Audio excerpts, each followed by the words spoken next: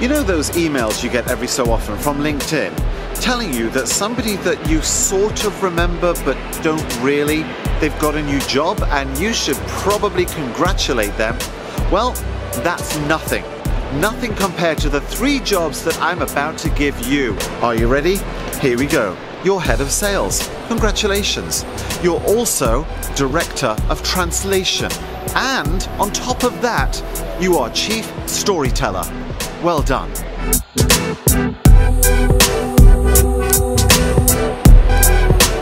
You know, there's an old adage from the sales world that people fail to ask for the business. That's the #1 mistake. Can you imagine this? They do all the research, they get the right target, they discuss their brand, their product, their service, they get the buyer ready to buy, and then at the crucial moment, they walk away. They don't ask for the sale. What are you, crazy? Now, the psychology behind this is that people are so afraid of the word no, with understandable reasons, that they remove themselves from the possibility of it even happening. You are head of sales for yourself. You have to ask for the business. And remember this, every no is simply a step closer to the answer yes.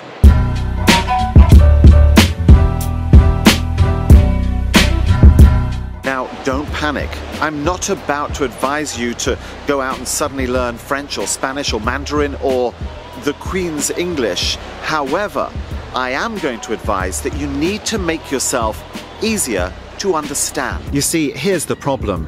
The longer you spend in your business, the more immersed you become in everything about what you do. You're so comfortable in the language, the jargon, the acronyms, the way you describe stuff.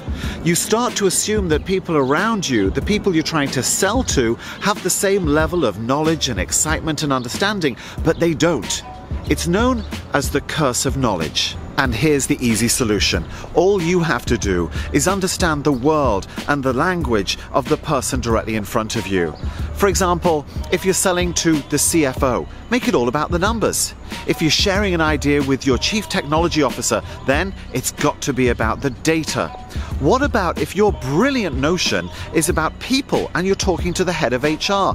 Then make it all about the positive emotional impact that the staff will enjoy. So in fact, what you actually have to do is translate your message, your idea, into the world and the language of the person listening. That way, you give yourself a far better chance of them buying what you are selling.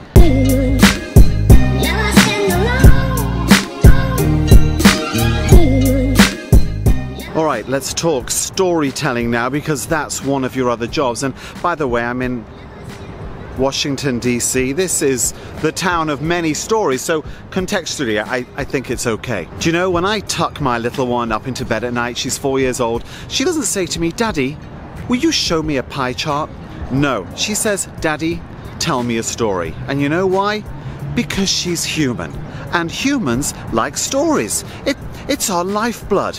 And yet in the world of business, we often forget that. Instead, we start to show people slide decks full of stats and charts and visual white noise. And guess what happens? Nobody's listening. So to get people to actually listen to you, you know what you need to do? It's pretty simple. Turn business into bedtime.